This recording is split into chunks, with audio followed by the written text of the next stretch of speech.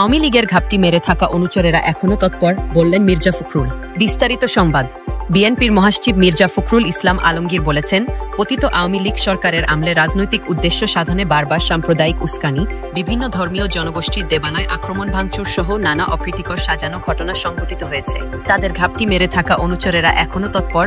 শারদীয় দুর্গাপূজা ও বিজয়া দশমী উপলক্ষে দেওয়া বাণীতে বিএনপির মহাসচিব এসব কথা বলেন। গতকাল বুধবার বিএনপির ভেরিফাইড ফেসবুক পেজে এই বাণী দেওয়া হয়। বাণীতে মির্জা ফখরুল বলেন, হিন্দু সম্প্রদায়ের সবচেয়ে বড় ধর্মীয় এবং সামাজিক উৎসব শারদীয় দুর্গাপূজা ও বিজয়া দশমী।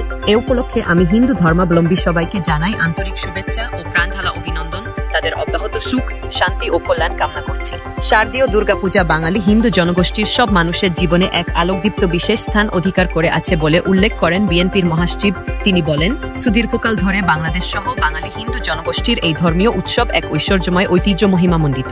দেবী দুর্গা শক্তি ও সাহসের মূর্ত প্রতীক। পৃথিবীতে অঞ্চলভেদে যে কোনো উৎসবই মানুষের মধ্যে স্বর্গীয় আনন্দ ও শুভেচ্ছার বার্তা নিয়ে আসে বলে উল্লেখ করেন মির্জা ফখরুল। তিনি বলেন, উৎসবের প্রাঙ্গণে কোনো বিধিনিষেধ নেই, সেটি প্রত্যেক মানুষেরই মিলনক্ষেত্র।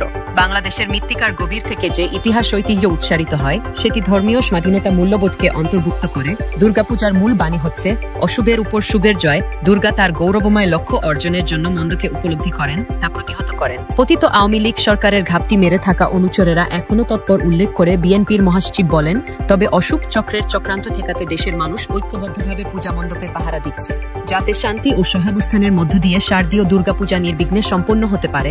তাদের প্রতিহত করতে বিএনপি অঙ্গীকারবদ্ধ। ধর্মীয় উৎসব সাম্প্রদায়িক কোনো বৃত্তে আবদ্ধ থাকে না বলে উল্লেখ করেন মির্জা ফখরুল। তিনি বলেন, উৎসব বৃত্ত অতিক্রম করে সব মানুষকে নিয়ে উদ্যাপিত হয়, মানুষের আত্মাকে মিলনের বোধে উদ্দীপ্ত করে অপশক্তির অশুভ তৎ। কর্তা দুর্গাপূজার উৎসবে যাতে কোনোভাবেই বিঘ্ন ঘটাতে না পারে, সেজন্য সবাইকে সতর্ক থাকতে আহ্বান জানান বিএনপির মহাসচিব।